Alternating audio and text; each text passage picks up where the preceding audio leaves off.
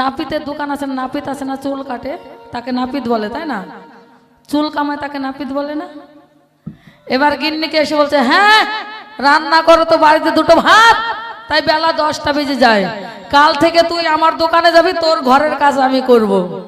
গিন্নিকে বলছে, বলছে তাই নাকি? বলছে হ্যাঁ তাই, দেখ আমার ক্ষমতা আছে কিনা দেখে নিবি, কাল থেকে তুই নাপিতের দোকানে চুল কাটবি আর আমি হচ্ছে ঘরে রান্না করব।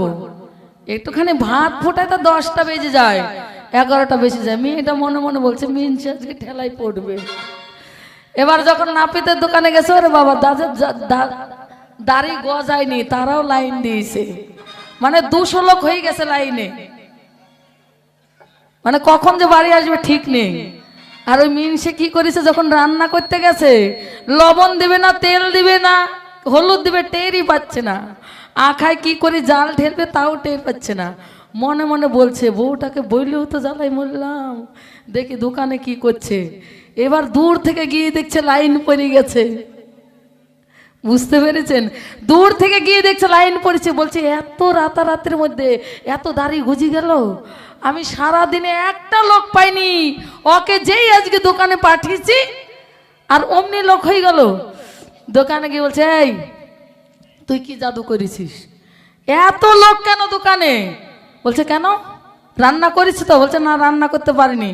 তাহলে ভারী বাহাদুরি দেখি বললে, কাল থেকে তুই নাপিতের দোকানে যাবি, চুল কামাবি, দেখো দেখিস অবস্থাটা। বলছে সত্যি তুই আমার লক্ষ্মী, তাহলে সেই জলই খাবা ও গোসাই, ঘুলিয়ে ঘুলিয়ে খাবা, লক্ষ্মী বলবা, পায়ে ধরবা, সব কিছুই করবা, সময় থাকতে না, সময় হারিয়ে গেলে।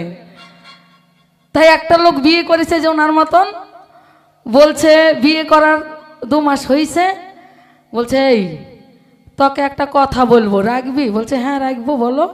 বলছে সত্যি সত্যি রাখবি? বলছে হ্যাঁ, তোমাকে 3 সপ্তাহ করাল কাটরাম রাখবো। বলছে আমার না আরেকটা খুব নিকে করার শখ হয়েছে, মানে বিয়ে করার শখ হয়েছে। তো বউটা বলছে তোমার শর্ত আমি রাখবো, কিন্তু আমারও শর্ত একটা রাখতে হবে। কি? যদি আমি মারা যাই, আমার যে কবরটা শুকাবে, যত তাড়াতাড়ি শুকাবে তত তাড়াতাড়ি তুমি বিয়ে করতে পারবে।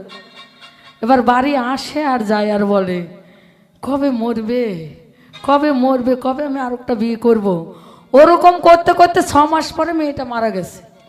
আর যখনই মারা গেছে কবর দিয়েছে, এখন সকাল বিকাল বড় একটা পাখা নিয়ে হাওয়া করছে, বুঝতে পারছেন? ওই কবরে হাওয়া করছে। কবরটা যত তাড়াতাড়ি শুকাবে তত তাড়াতাড়ি তোমার আরেকটা বিয়ে করতে পারবে। এবার ওই রাস্তা দিয়ে মেয়েরা হেঁটে যাচ্ছে আর বলছে, এই দেখছিস কত মানে বউকে ভালোবাসতো, দেখ মরার পরও তাকে আদর করা ছাড়ছে না। এমন স্বামী যদি আমরা পেতাম, জীবনটা আমাদের ধন্য হয়ে যেত। মইরি গেছে তাও আদর করা কমাচ্ছে না। আমরা কি পোড়া কপাল মিনসে পেয়েছি, 3 বেলা শুধু বকে আর বকে। এমন স্বামী কপাল করে পেতে হয়। আর শুনছে আর বলছে আমি যে কেন হাওয়া করছি, আমার মন জানে আর প্রাণ জানে আমি যে কেন হাওয়া করছি। যত তাড়াতাড়ি শুকাবে কবরটা তত তাড়াতাড়ি বিয়ে করব। তাই তোমার দশা হয়েছে তাই। বলে কথার পায় না দিশে, বাপকে বলে পিসে, তুমি সেই পায়ে ধরবা। ওই যে বলেছে না পাই তাই ধরি, কি পাও? তাহলে পাওয়ার মধ্যেও তোমার লোভ আছে, লোভটা ছাড়ো। ওই লোভ না ছাড়লে কিছু হবে না, লোভটা ছাড়ো। তাহলে লোভের জন্য আমার কাছে আসো। ওই যে বলেছে পাই তাই পায়ে ধরি, তাহলে এমন কি বস্তু আছে তোমার পায়ে ধরতে হয় পাওয়ার জন্য? বুঝতে পেরেছো? আমাদের মধ্যে এমন কি অকল সমুদ্র, ডুবলেই মরবা, ডুবলেই মরিছ। তাই সাবধানে খেলা করো, এমন ভাবে খেলা করো যে সমুদ্রের তল থেকে যেন উঠে আসতে পারো, যেন ডুবি যাতে মারা না যাও। কি পারবে? পারলে উঠে কথা বললো। তারপর আবার কি বলিছে, বলিছে বাড়িতে যাই, যদি 8টার সময় একটু বন্ধু বান্ধবের সঙ্গে মিশতে যাই, 10টা বাজলে বাড়িতে গেলে কত বকাঝোকা করে। বকাঝোকা না, ওইটা তোমাকে ভালোবাসে, ভালোবাসে, বোঝো না? এটা কোনো বোঝো না? তোমাকে না দেখলে সে থাকতেই পারে না। এই ভালোবাসাটুক বুঝতে পারছো না, তাহলে কি বোঝো তুমি? তুমি বলো আমাকে কি বোঝো? এই জন্য তো তোমার সঙ্গে আমার সঙ্গে বনে না। হ্যাঁ, এই জন্য তোমার সঙ্গে আমার সঙ্গে বনে না। শোনো, গায়ে একটি গান, গানের ভাষায় কি বলছে।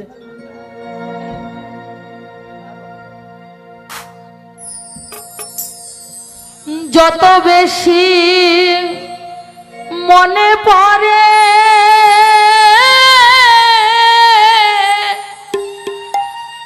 ততই আখি ঝরে, ওরে রাত আসিলে তোমার কথা অনেক বেশি মনে পড়ে। তাহলে যে যাকে ভালোবাসে রাত আসলে তার কথা মনে পড়ে। বোঝো কি?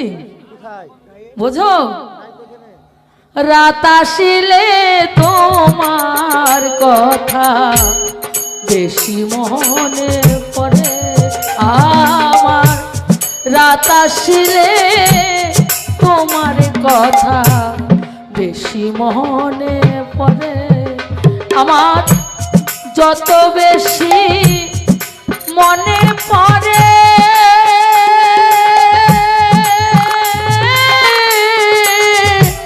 ততই আঁখি ধরে, রাত আসিলে তোমার কথা বেশি মনে পড়ে আমার, রাত আসিলে তোমার কথা বেশি মনে পড়ে।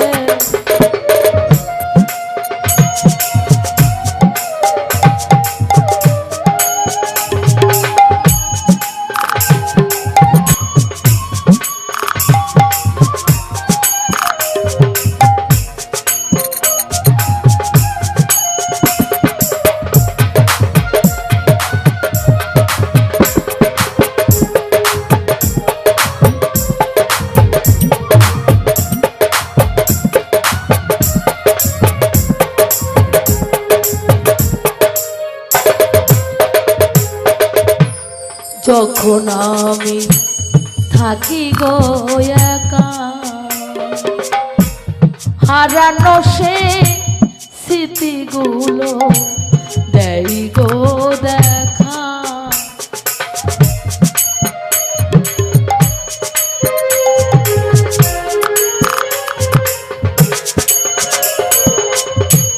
যখন আমি থাকি গো একা, হারানো সেই দিনের কথা দেই গো দেখা, তখন নয়ন জলে ভাসে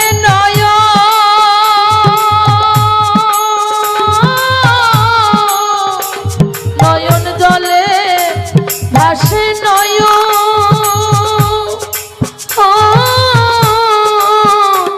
হৃদয় যাই পুরে, রাত আসিলে তোমার কথা বেশি মনে পড়ে আমার, রাত আসিলে তোমার কথা বেশি মনে পড়ে।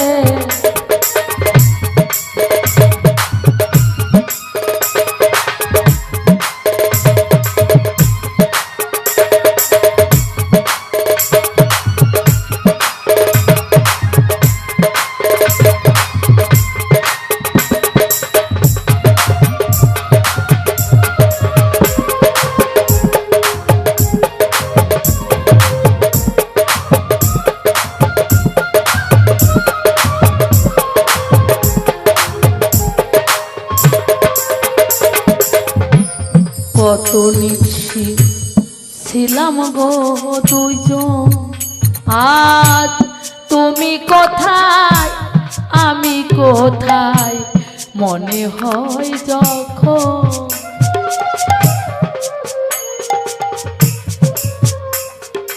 তাই যখন নতুন নতুন তুমি বিয়ে করলে বন্ধু বান্ধব ডাকলেও যেত না।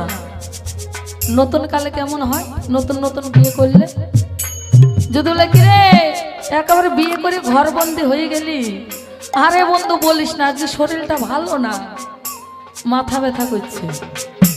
মানে তখন মিষ্টি বউ ছেড়ে যেতে ইচ্ছাই করে না। আর সেই বউ যখন পুরনো হয়ে যায় 10টা 11টা বেজে যায়, বাড়ি আসার নাম নেই। পুরনো হয়ে গেছে, ওই যে বললো না আবার নতুন কিছু সেটিং করব, বলিছে না? আপনারা ভুলতে পারেন, আমি ভুলি নাই। বলিছে কথা যদি না শুনো নতুন আবার সেটিং করব, বলিছে না? স্বভাব যায় না মরলে, খাচ্চর যায় না ধুলে যায়। স্বভাব মরলে যাবে না, খাচ্চর ধুলে যাবে না। যার যেটা স্বভাব সেটা থাকবে। যখন নতুন নতুন বিয়ে হয়েছে আমার কাছ থেকে নড়েইনি, আর এখন পুরনো হয়ে গেছে 11টা বেজে যায়, ঘরে ঢোকে না, তাহলে অশান্তি লাগবে না? তাই শুনো, আমার মনের কথা খুলে বলছি।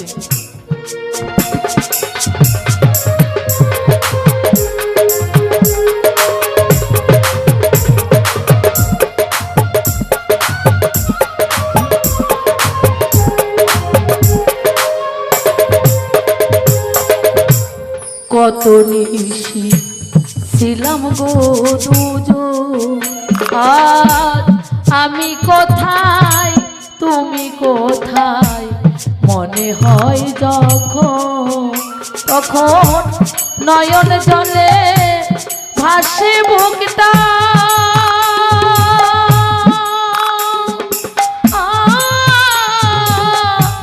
নয়ন জলে ভাসে বুকটা,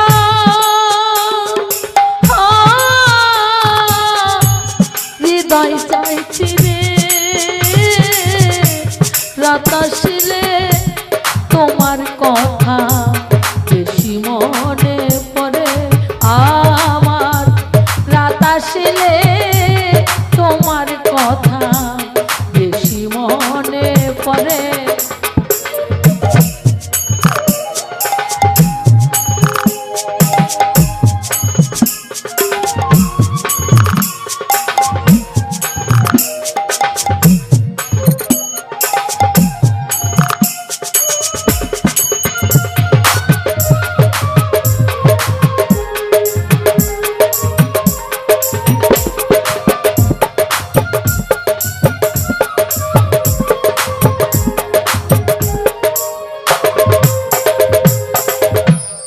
মনের কথা প্রকাশ করি না আমার এ মাটির ভান্ডে, আর তো কুহুলাই না।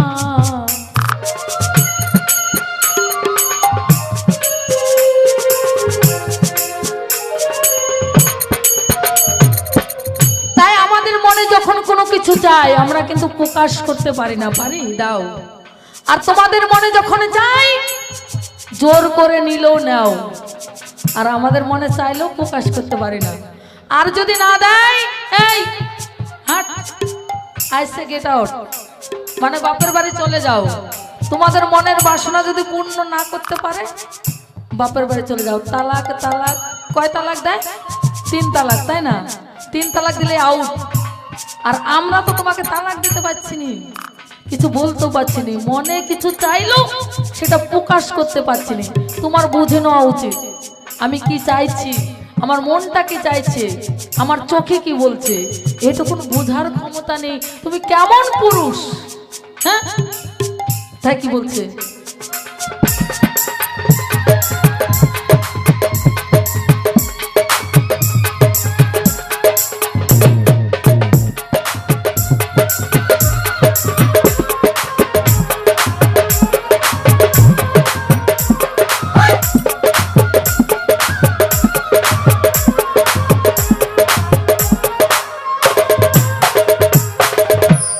মনের দুঃখ প্রকাশ করি না আমারে মাটির ভান্ডে, আর তো কুহুলাই না। আমার এই কান্নার কি শেষ হবে না?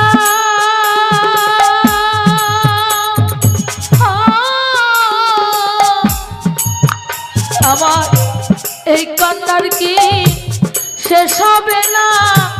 কইলতে সরকারে রাত আসলে তোমার কথা বেশি মনে পড়ে আমার রাত আসিলে তোমার কথা বেশি মনে পড়ে, আমার যত বেশি মনে পড়ে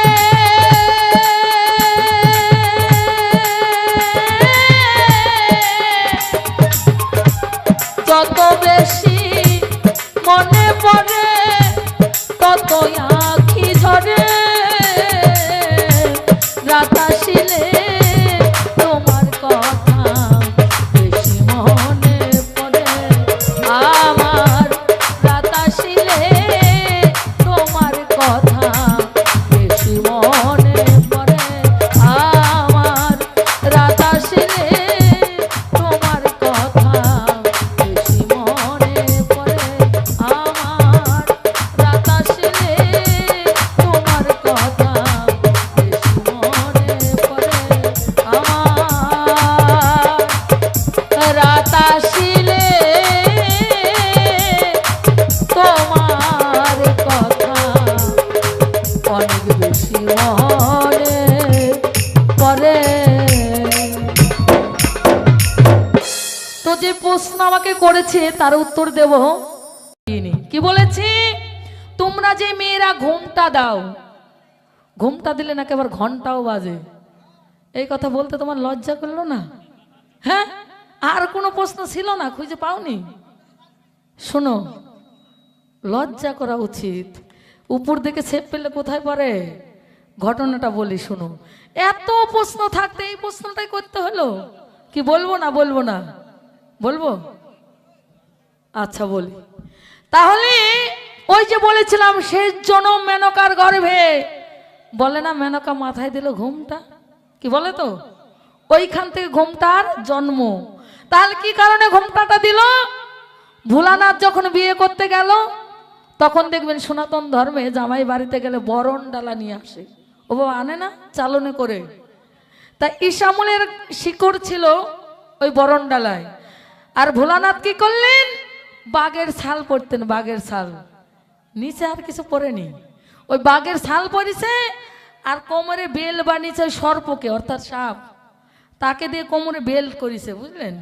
আর ওই বাঘের ছাল পরিছে। এবার যখনই গেছে বিয়ে করতে, আর ওই শাশুড়ি মশাই যখন বরণ ডালা নিয়ে এসেছে, আর ওই ঈশামুলের শিকড় ছিল ওই বরণ ডালায়, ওর গন্ধ পেলে তো সাপ ছুটে পালাবে।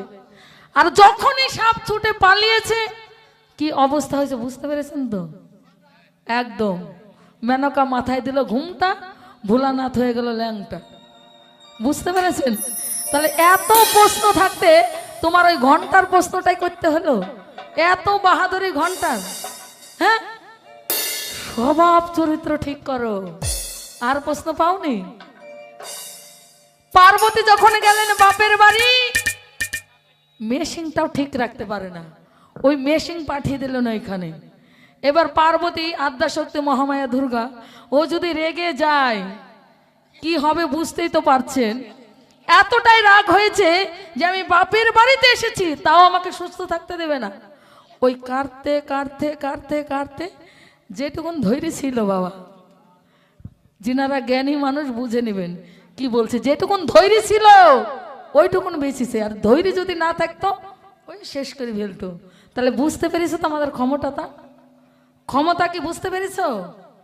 ফাইজলামি হচ্ছে, ফাইজলামি। হ্যাঁ, আমি শক্ত গায়ের পুক্ত বাছুর, হিসাব করে কথা বলবে। এই দেখো তোমার কথার জবাব কথাই মিলে যায়। একটা প্রশ্ন করে যাই, এমন একজন নবী ছিল তার সন্তানের ভয়ে গাছের মধ্যে লুকিয়েছিল, তার সন্তানের ভয়ে গাছের মধ্যে লুকিয়েছিল। তুমি বলবে কারণটাকে? আর গাছের ভিতর থেকে কি করেই বা বেরালো? এত জায়গা থাকতে গাছের মধ্যে লুকাতে হলো? তুমি সুন্দর করে সমাধান দেবে না, ব্যাপার খুব খারাপ। তা বলেছে কেমন?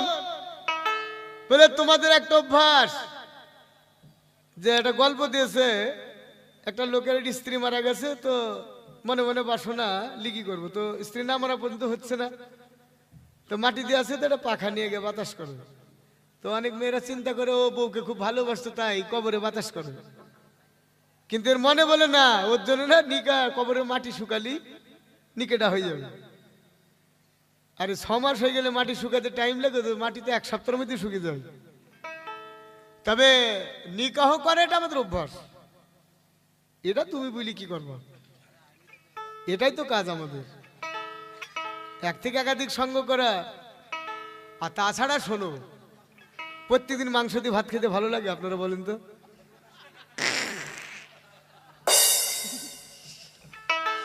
লাগে খেতে তো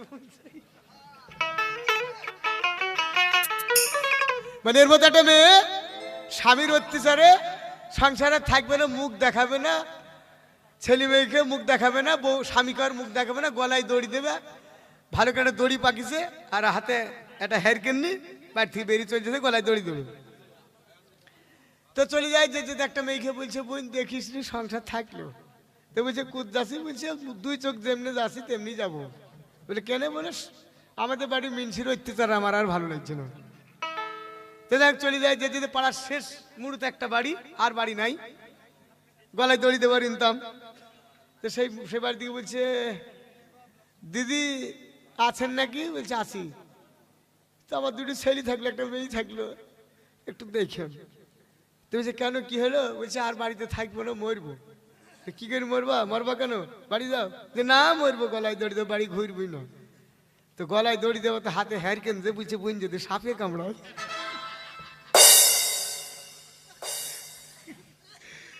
বুঝ যদি সাপে কামড়ায়, তো শোনো এভাবে গলা দেখি কাজ হবে না।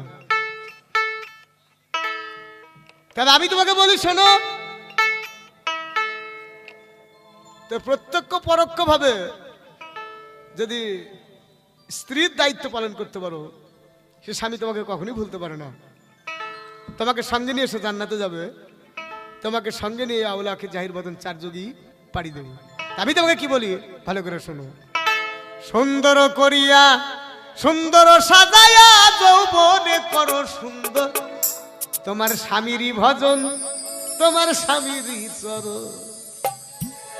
সুন্দর করিয়া সুন্দর সাজায়া যৌবনে করো সুন্দর স্বামীর ভজন, তোমার স্বামীরই চরণ। সুন্দর করিয়া সুন্দর সাজায়া যৌবনে করো সুন্দর স্বামীরই ভজন, তোমার স্বামীরই।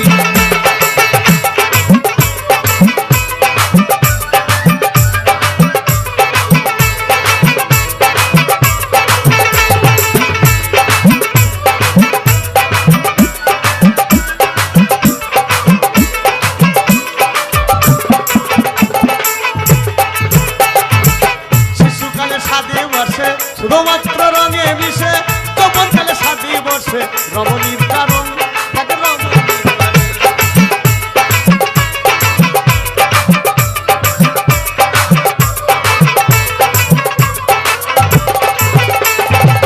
শিশুকালে 7 বর্ষে শুধুমাত্র রঙে মিশে তখন কালে 7 বর্ষে রমণীর কারণ স্বামী মহিমা ধারণ।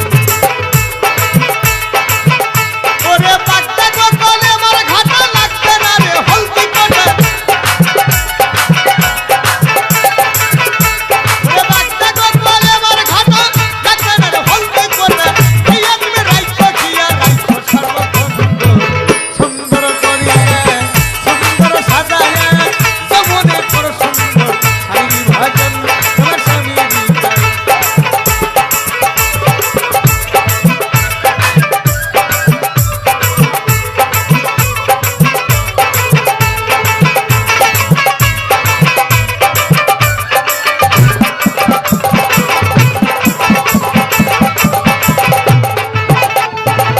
সোনার যুবতী বখিল আরে লাগবে না রে সাক্ষী উকিল, আরে একজন আর রয়েছে দেখো দিও নির্মরণ, আরে দিও নির্মরণ।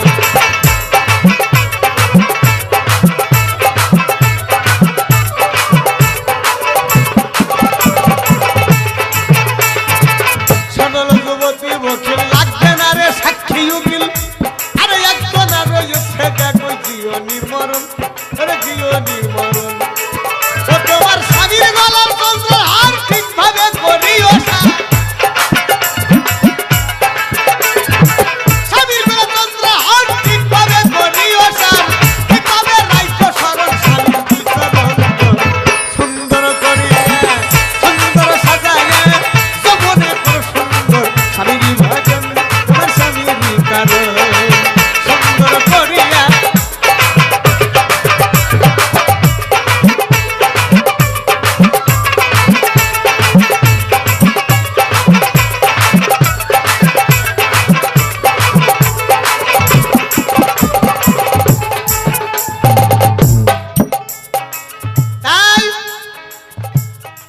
কেমন ঘটনা জানো?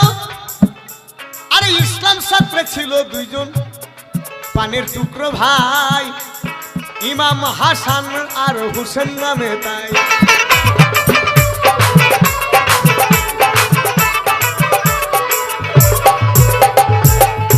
ওরা হাসান নামে ছিল বংশ,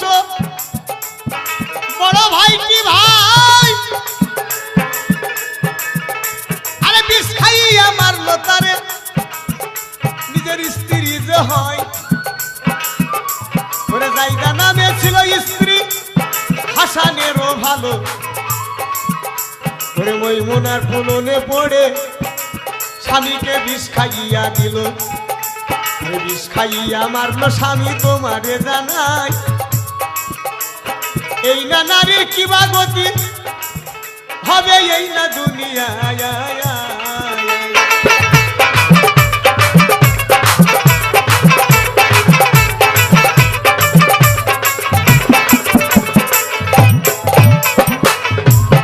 তাহলে ইমাম বংশের ইমাম হাসান তার স্ত্রী ছিল জাইদা, মৈমনের প্রলোভনে পড়ে নিজের স্বামীকে বিষ খাইয়ে মারলো। বলি যে তোমায় আর একজন স্ত্রী ছিল এই না দুনিয়ায়, যাহার নামটি সপুরা ভাই দুনিয়ার মাঝারে। আরে আব্দুল্লাহ নামেতে একটি পুরুষ ছিল ভাবে, আব্দুল্লাহর ভাই কি হইল সবাকে জানাই। আরে প্রেম করিয়া বিয়ে করলো সপুরাকে তাই, আরে প্রেম করিয়া বিয়ে করলো সপুরাকে ভালো। আরে বিয়ে করে বিদেশেতে বাণিজ্যতে গেল, আরে বাণিজ্যতে ফিরাইছে কি দেখিতে পাই তাহার স্ত্রী যে মারা গেছে এই না দুনিয়ায়। অনেক মানুষ দিল খবর আব্দুল্লাহকে ভালো, এসে দেখে তাহার স্ত্রী মারা হই না গেল। মারা গেল দেখেই ও সে অবাক হইয়া যায়।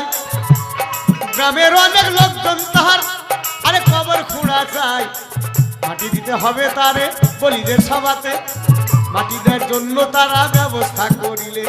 আব্দুল্লাহ যে বলে লোকজন আপনাদের নাই, আমার স্ত্রী মারা যায় না এই না দুনিয়ায়, কখনো মারা যাইতে পারে না দুনিয়ার মাঝারে, যতদিন না বলবে কথা এই না দুনিয়াতে।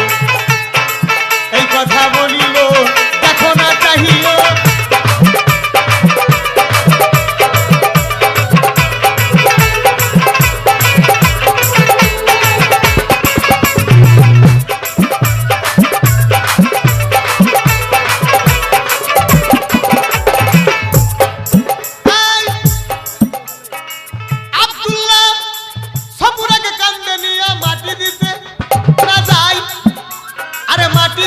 হবে না গো আমার স্ত্রীকে ভাই, আমি কান্ধে নিয়া কইরা বাবু দুনিয়ার মাঝারে, যতদিন না বলবে কথা ফেলবো না গো কাঁধে। এই বলিয়া নিল কাঁধে স্ত্রী তুলিয়া, মরা দেহ কাঁধে নিয়ে গেল রে চলিয়া। যাইতে যাইতে 1 মাস 2 মাস 3 মাস হইয়া যায়, মরা দেহ পচে পচে খসে পড়ে ভাই, এই না দুর্গন্ধ হইয়া গেল তাহার দেহ। আল্লাহ বলে জিবরাইলকে তোমায় বলি ভালো, শোনো শোনো ও জিবরাইল তোমারে জানাই, আব্দুল্লাহর কাছে গিয়া আব্দুল্লাহকে তোমায় বলা চাই। কি বললো আল্লাহ জিবরাইলকে? বলো জিবরাইল তুমি আব্দুল্লাহর কাছে গিয়ে বলো, মরা মানুষে কখনো কথা বলে না, ও পাগল হয়ে গেছে, স্ত্রীর দিবানাই, ভালোবেসে বিয়ে করছে তাই, ওকে ফেলে দিতে বলো। এদিকে জিবরাইল আল্লাহর কথা শুনে আব্দুল্লাহর কাছে গিয়ে বলো, আব্দুল্লাহ তোমার স্ত্রী মারা গেছে 3 মাস আগে, তুমি কি পাগল হয়ে গেছো? ও কথা বলবো না, ওকে ফেলে দাও, তুমি মারা যাবে। আব্দুল্লাহ বললো অসম্ভব, যতক্ষণ কথা না বলবে ততক্ষণ আমি ফেলবো না।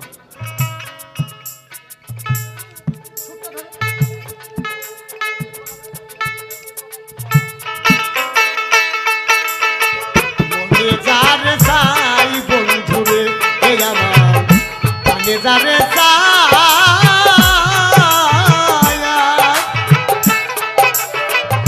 তারে কি ভুলিতে পারি, তারে কি ভুলিতে পারি আমি লোকের নিকট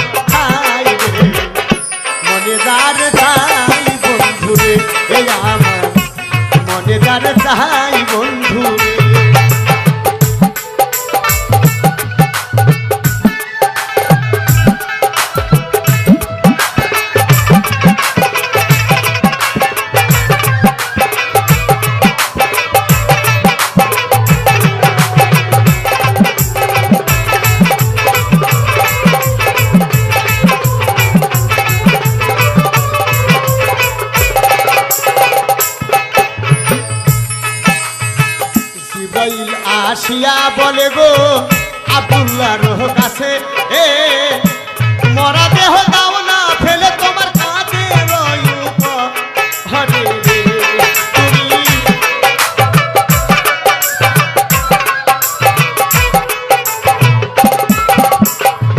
কথা শুনে আয়ার দুল লাগো জিব্রাইল খেকায় শোনো শোনো ও জিব্রাইল আমি তোমার জানা হায়ো রে আমি তোমার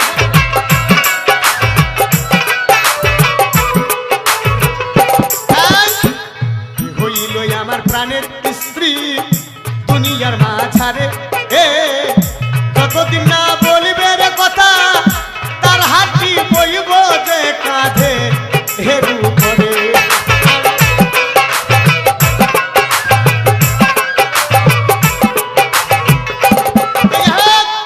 বলো যতদিন এর হাড়ে পর্যন্ত আমাকে কথা না বলতো ততদিন আমি হাড় পর্যন্ত বয়ে নিয়ে বেড়াবো জিব্রাইল গেল ফিরিয়া আল্লাহর দরবারে এ এমন পাগল হইয়া গেছে আব্দুল্লাহ এইভাবে আল্লাহকে বলে আল্লাহ গো ওর মরা দেহের হাড়ে পর্যন্ত কথা না বলা পর্যন্ত ও হাড়ও ফেরবে না আল্লাহ বলে জিব্রাইল আরেকবার গিয়ে বলো ওর স্ত্রী বেঁচে যেতে পারে আব্দুল্লাহর অর্ধেক আয়ু যদি ওকে দিয়ে দেয় তাহলে বেঁচে যাবে কথা শুনে জিব্রাইল কোন করুণ হইল ও আব্দুল্লাহর কাছের দাইয়া আব্দুল্লাহ বলি হিলো রে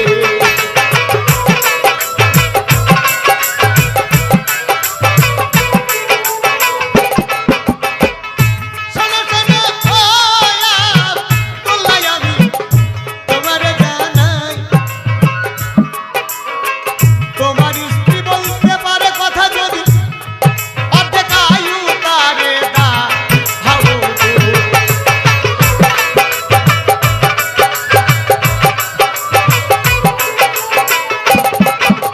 জিব্রাইল বলল আব্দুল্লাহ তোমার স্ত্রী জিন্দা হতে পারে যদি তুমি তোমার অর্ধেক আয়ুকে দিতে পারো তবেও জিন্দা হতে পারো সঙ্গে সঙ্গে আব্দুল্লাহ বললো যথাক্রমে এই মুহূর্তে আমার অর্ধেক আয়ু দিয়ে দিতে পারি আমি সবও দিতে পারি বলে সব না সব দিলে তুমি মারা যাবে অর্ধেক দাও সঙ্গে সঙ্গে অর্ধেক আয়ু দিয়ে দিল সপুরা যেমন জিন্দা ছিল ঠিক সেই রকম জিন্দা হয়ে গেল জিন্দা হয়ে গেল জঙ্গলের ভিতরে বসে আব্দুল্লাহর অর্ধেক আয়ু ফুরিয়ে গেছে তো ক্ষীণ হয়ে গেছে ক্ষীণ দেহ নিয়ে বসে আছে তার স্ত্রীর হাঁটুর উপরে মাথাটা দিয়ে জঙ্গলে শুয়েছে ইতিমধ্যে একটা সওদাগর এসে জঙ্গলের দিকে লক্ষ্য করে যাচ্ছে একটা যুবতী নারী একটা বৃদ্ধ মানুষের কাছে বসে আছে ব্যাপার সওদাগর গেল গিয়ে দেখছে মেয়েটা যুবতী আর ওই ওর পাশে যে ছেলেটা শুয়ে আছে ও বৃদ্ধ মানুষ মেয়েটাকে বলো তুমি গভীর জঙ্গলে এরকম বৃদ্ধ মানুষের সঙ্গে কেন যে কোনো মধ্যে তোমার আতঙ্কিত আক্রমণ হতে পারে চোর ডাকাত এখানে হিংস্র জানোয়ার তুমি যদি কিছু মনে না করো এই বৃদ্ধ মানুষের কাছে আর থেকো না তুমি আমার সঙ্গে চলো আমি এলাকার সওদাগর এলাকার জমিদার তুমি যা চাইবে তাই বলো স্বামীর কথা গেল রে ভুলে এই না দুনিয়া আয় বলো ভোনে বইরা রে গেল ওই সওদাগরের হায় রে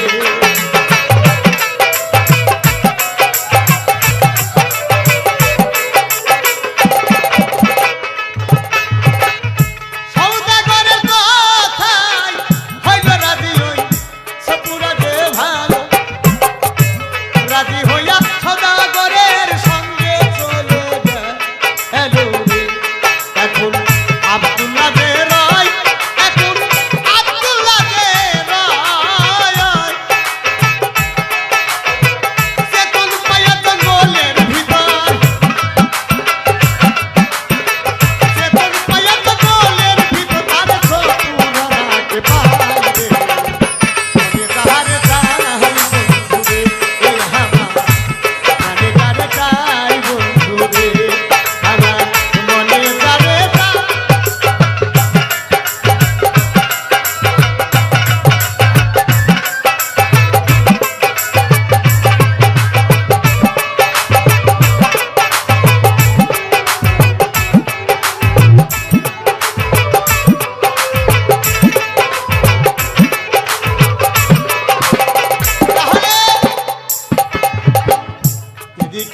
3 মাস তাহার নাই রে খাওয়া দাওয়া অর্ধেক আয়ু দিয়া দিল তার স্ত্রীকে বাঁচাইবার লাগি হিয়ারে। এবার অবস্থা তার বড় খারাপ, এই না দুনিয়ায় ওই জঙ্গলের ভিতরে দেখে তার স্ত্রী আর নাই। এদিকে দেখে আলোরে পাগল পাগল হইয়া যায়, পাগল হইয়া যাইতে রে যাইতে একটি বাঘ দেখিতে পাই। বাঘ দেখিল জঙ্গলের ভিতর আব্দুল্লাহ যে ভালো, বাঘকে ধরে মারতে লাগলো। বাঘ বলি যে তোমা হারো রে, বলে বাঘ তুই আমার স্ত্রীকে খেয়েছিস সেই জঙ্গলের ভিতরে, বল কেন খালি? বাঘ বলে আমি খাইনি রে ভাই, বলি যে তোমা তোমার স্ত্রী গেছে চলে একটি সওদাগরের আয়ো রে। এবার কথা যে শুনিয়া আব্দুল্লাহ, কথা যে শুনিয়া বিরাহের আগুনের জ্বইলা, বিরাহের আগুনের জ্বইলা ওঠে পুইরা পুইরা মরে। পিয়ার কাছে ধরে এই আমার মনে কারে চাই বন্ধু রে।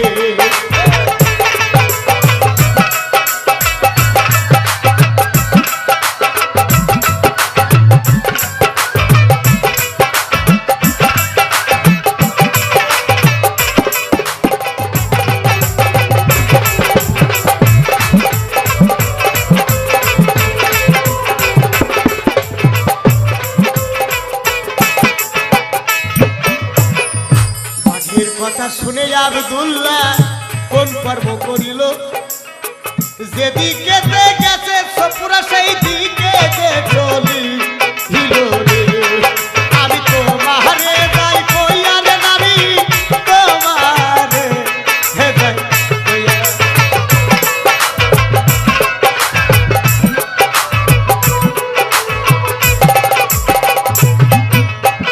যাইতে যাইতে ও আব্দুল্লাহ দেখলো সপুরাকে ভাই,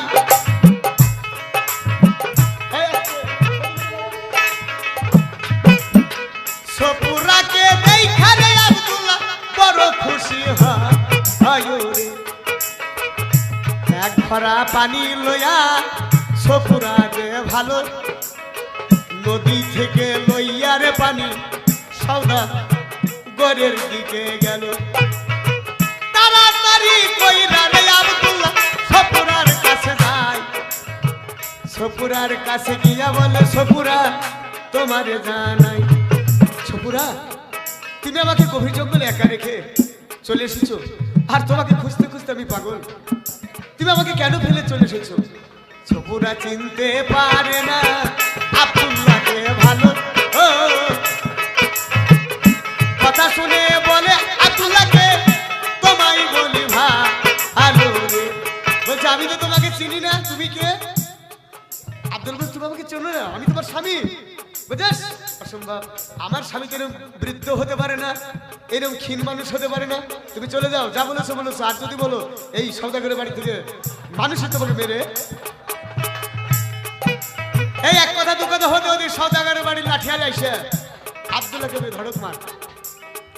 কেমন মারা মারলো রে ভাই দুনিয়ার মাঝারে, বহু মারো খাইয়া রে আব্দুল্লাহ সওদাগরকে বলিলে। শোনো ও সওদাগর তোমার জানাই, আমাকে 1 সপ্তাহ সময় দিতে হবে। 1 সপ্তাহের ভিতরে আমি যদি এই সপুর আমার স্ত্রী প্রমাণ দিতে পারি ভালো, নাহলে আমি চলে যাব। এবং আমার যদি কোনো জিনিস সপুরের মধ্যে থাকে সেজন্য আমাকে দিয়ে দেয়, এটা স্বীকার করতে হবে। এই কথা বলে চলে গেল। 1 সপ্তাহ যখন পূর্ণ হলো সবাইকে জানা আল্লাহর হুকুমে জিবরাইল আবার আব্দুল্লাহর কাছে যায়। আব্দুল্লাহর কাছে গিয়া আব্দুল্লাহকে বলিল, শোন আব্দুল্লাহ, তোমার স্ত্রী তোমাকে যে স্বামী বলে যেন স্বীকার না করো। তুমি চলে আসবে, শুধু একটা কথাই বলবে যে তোমার কোনো জিনিস যদি সফরের মধ্যে থাকে যেন মানুষজনের ভিতরে বলে দিয়ে দিলাম, আর কোনো কথা নয়। কথা শুনে আব্দুল্লাহ চলে গেল। এক সপ্তাহ পরে সওদাগরের বাড়ির সামনে সবাই হাজির, বহু লোকজন। তার স্ত্রী বললো সপুর আমার স্ত্রী। সপুরে বলে আমি ওকে স্বামী বলে আমি চিনি না, ওকে চিনি না। তা বলো যদি না চেনে তাহলে আমার কোনো জিনিস যদি ওর কাছ থাকে ওই আপনাদের সামনে যদি স্বীকার করে আমি দিয়ে দিলাম, আমার আর কোনো চাওয়া পাওয়া থাকবে না। বলো ঠিক আছে তাই হবে। সঙ্গে সঙ্গে সপুরা বলল আব্দুল্লাহর কোনো জিনিস যদি আমার কাছে থাকে আমি আব্দুল্লাহকে দিয়ে দিলাম। এই কথা যখন সপুরা মানুষজনের মধ্যে স্বীকার করলো, সঙ্গে সঙ্গে সপুরা মারা গেল। মানে আয়ুটা হলো আব্দুল্লাহ, আয়ুটা তো ওর না, কাজী সঙ্গে সঙ্গে মারা গেল। মারা যাওয়ার পরে আব্দুল্লাহ চলে গেল, মেয়েটার আর গতি হয় না। কবর দিতে গেল, কবরে বললো ওকে নেবো না। সাগরের পানিতে ফেলতে গেল, সাগরে বললো আমু নেবো না। আগুনে ফেলতে গেল, আগুনে বলে আমু নেবো না। এই অবস্থা করলে হবে না। খুব হুঁশিয়ার, ভালো করে বিষয়টা বোঝো। ভালো করতে গিয়ে মন্দ হয়, এইটাই তোমাদের অবস্থা। আর বেশি কিছু বলতে হবে, এখন তো মোবাইলের যুগ, আর কি বলবো। সুন্দর করিয়া সুন্দর সাজায়া কেমনে করো সুন্দর স্বামী ভাজন।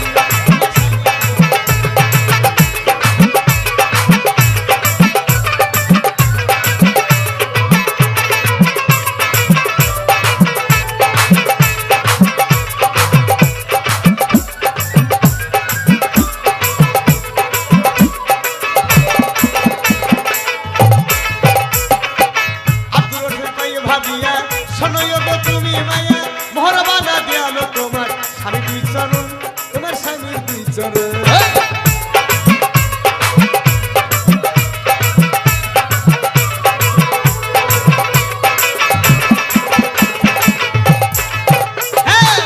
আব্দুল রশিদ পাই ভাবিয়া শোনো গো তুমি মায়া, আরে মহরবানা দেয়ালো তোমার স্বামী দুই চরণ, তোমার স্বামীর দুই চরণ।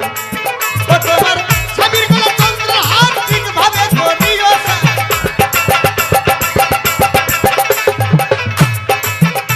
ওরে খেতের সাগাই মারে মারে পুকারের কই তো মারে, কই আপনি রাইকো ধরে হাতে নবী সুন্দর করিয়া সুন্দর সাজায়া জবনে করো সুন্দর স্বামী ভাজন, তোমার স্বামী আসো। এখন তো মোবাইলের যুগ, এর মধ্যে একটা মেয়ে এ নয়, এ নয় এর মতো। এইরকম একটা ফ্যাশন, এরকম একটা ফ্যাশন নিয়ে গাড়ি করছে, বাসে চাপছে।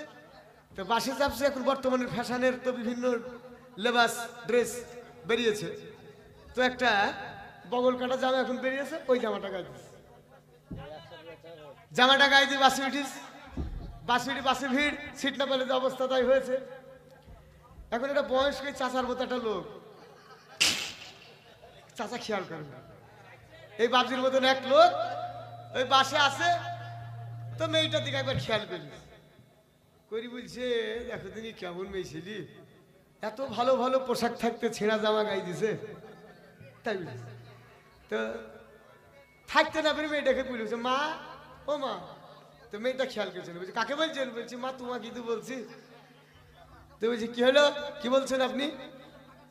তো বলছি মা এই একটা কথা, যে তুমি এত ভালো, তোমার চেহারা ভালো, দেখতে ভালো, ভদ্র ভদ্র লাগছে, তুমি ছেঁড়া জামা গাই দিছো কেন মা? বলছে তুমি ছেঁড়া জামা গাই দিছো কেন? বলছে ছেঁড়া জামা হবে কেন, পুরা ছেঁড়া, তোমার দেহ বেরি। বলছে ছেঁড়া নেটে এইরকমই ডিজাইন।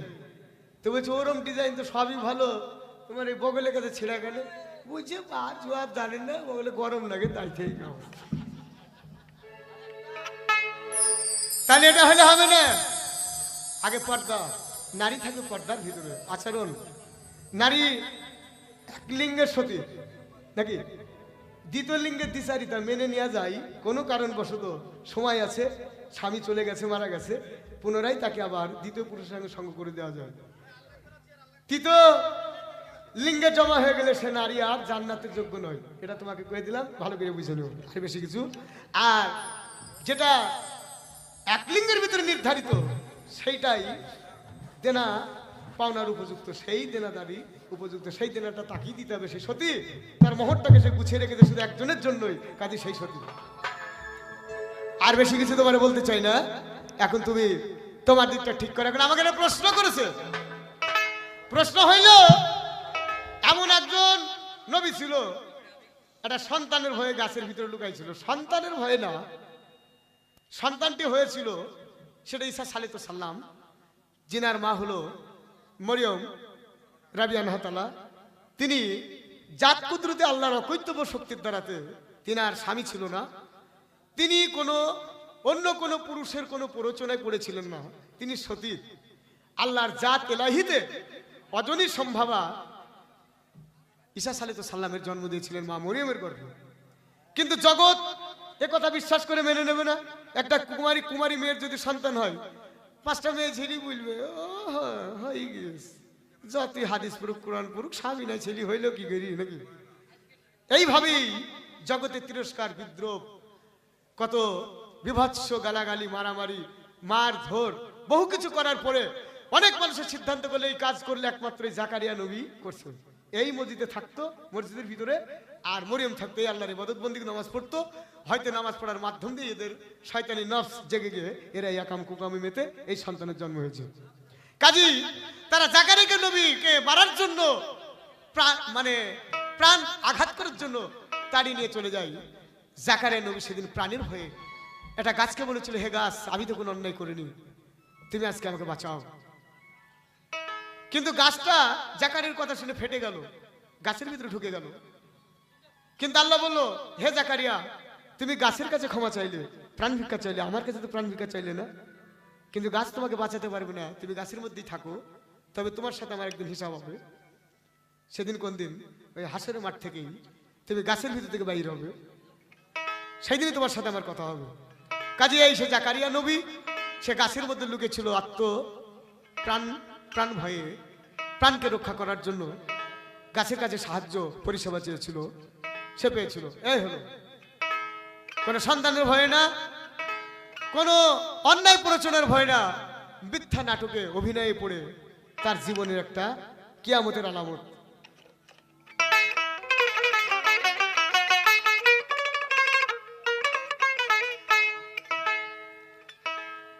কি তার ভয় আছে রে,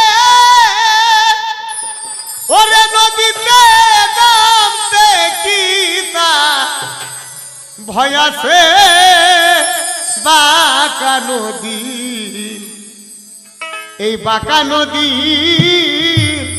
তুফান থামিয়েছে। আমাকে বলেছে নদীতে নামবো না, যদি নামো তাহলে ভেসে উঠো। আরে রাজহংসকে আমরা ভাষার কথা বলি, কোনো কাজ আছে? যে রাজহাঁস সে কখনো ডোবে না, সময় হলে ডোবে, আবার ঠিক জাগে। রাজহংসের যে একটা মিলন, এই দৃষ্টান্তটি লক্ষ্য করো, এর কত ভাবে, এটা পাতি হাঁস না, এটা রাজহাঁস। তো রাজহাঁস কিন্তু ডুবির মধ্যে কাজ করে। নামতে কি তার, নামতে কি তার ভয় আছে রে, নামতে কি তার নদীতে, নামতে কি তার ভয় আছে রে, নামতে কি তার ভয় আছে বাঁকা নদী, বাঁকা নদীর তুফান থামিয়েছে রে, ওরে দেবন বাঁকা নদীর তুফান থামিয়েছে।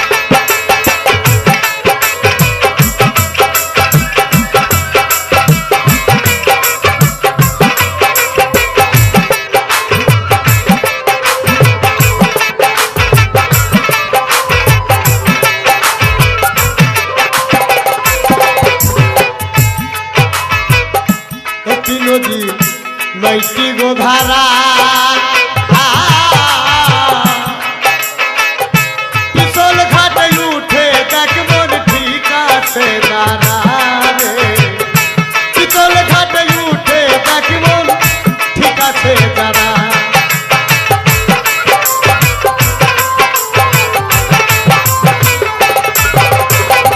একটি নদী নয়টি গোধারা, পিছল ঘাটে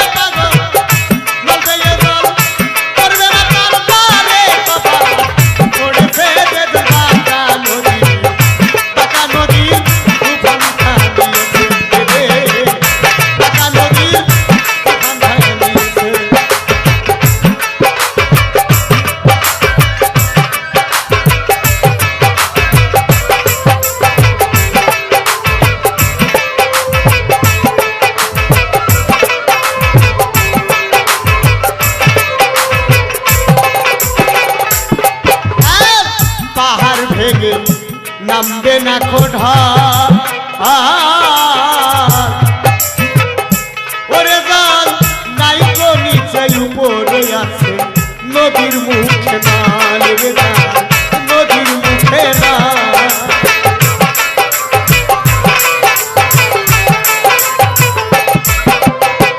পাহাড় ভেঙে নামবে না খোঢা,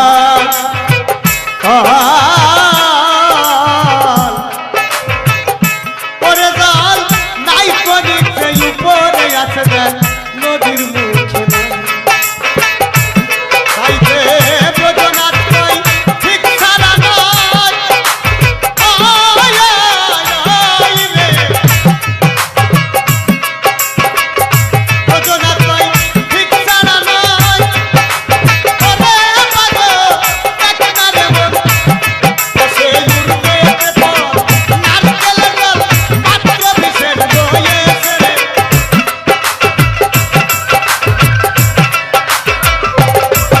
ওরে উড়বে তো নারকেলের ডাল পাত্র বিষের রয়েছে রে। বাঁকা নদী তুফান থামিয়েছে, বাঁকা নদীর তুফান থামিয়েছে। ওরে নামতে কিতা হয়েছে রে, নামতে কিতা।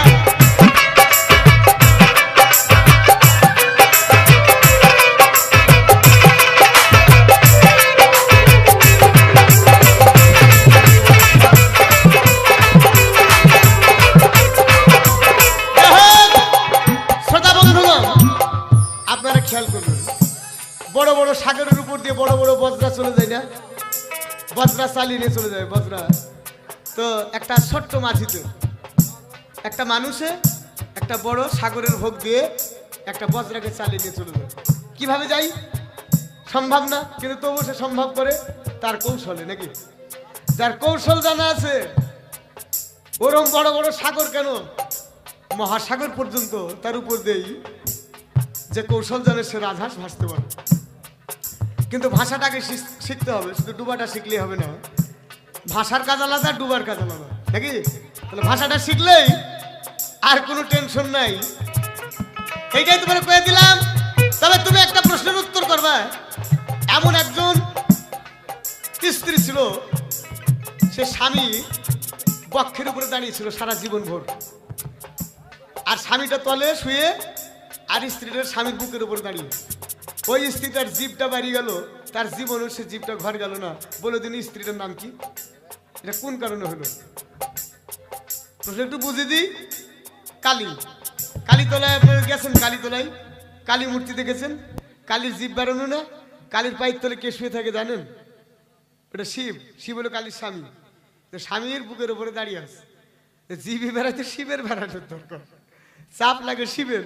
শিবের নামের কালীর বেড়ালো কোন কারণের জন্য বলে দিলি? ব্যাপারটা কি? এই একটাই প্রশ্ন থাকলো, সুন্দর করে বলবো। তো বেড়ালে তার ঘর গেল না, এটা অভিশাপে না আশীর্বাদে না? আর ঘর যাওয়াই সম্ভব না, ব্যাপারটা কি তুমি এটা